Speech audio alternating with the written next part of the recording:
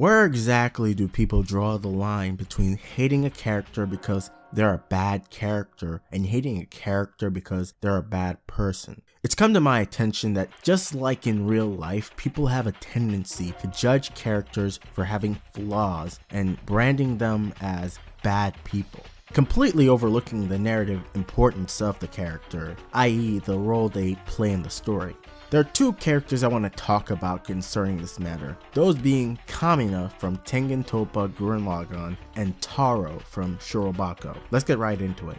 Now, it was really surprising to me to find out that there are people who don't like Kamina. In a way, it's kind of understandable considering he's a very stubborn, hot-headed, and arrogant character. But I think those traits are what really make him so cool. He stands out as the leader of the group because he's willing to eat shit for his dream. He's willing to get his ass kicked. He's willing to risk everything to accomplish his goal. And to me, I think that's one of the core traits that makes him such a likable character, because he's willing to reach so far for his goals, and that inspires all the people around him. Of course, his negative traits being that he can put a lot of people around him in danger because of this hot-headed personality. But from Kamina's perspective, that's just as well, because risking your life for what you care about, putting everything on the line, is what makes you a real man. And I can really respect that about Kamina. Not that he's gonna stand around and watch people who are close to him get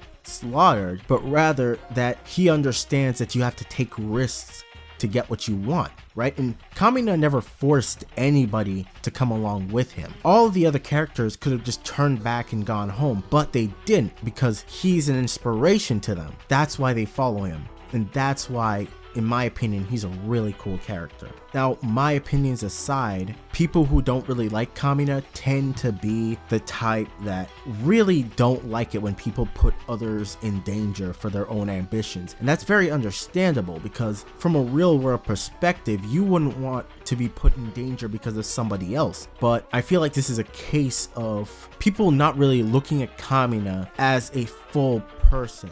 They're only seeing his negative traits and or they're only seeing the trouble he causes. And they're only thinking about how they would see him as a person and not how everybody else or in the group sees him. Of course, that's another point of contention I want to get to later on in my discussion about the other character, but I digress. Though Kamina's arrogance was one of the reasons for his downfall, in my opinion, it was one of his greatest strengths. Now moving on to our next character. Now, I want to talk about Tarou from Shirobako. Tarou is the show's butt monkey / comic relief. He's the incompetent production assistant who fucks up all the time and makes everybody's lives harder. So naturally, a lot of people are gonna not be as fond of him as, say, some of the other characters, but the amount of hate I saw coming his way was really fascinating. You had a lot of people who were more or less mirroring how a lot of the other characters saw Tarou,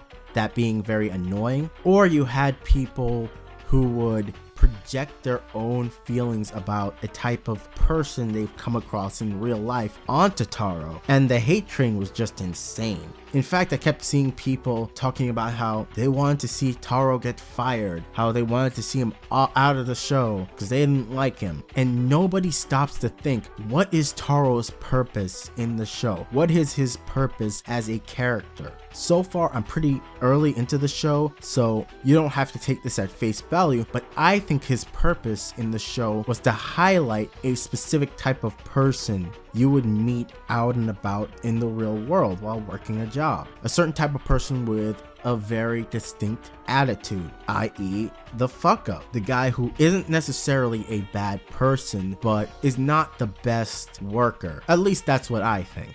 Of course, fun fact, a lot of the characters in Shirobako are based on real people, including Tarou. Tarou, hilariously enough, is based on Tsutomu Mizushino, the director of Shirobako. Tarou was more his way of razzing what he saw as the embodiment of the younger version of himself, who was a production assistant who was very incompetent, who fucked up all the time, and who wanted to be a director just like Tarou.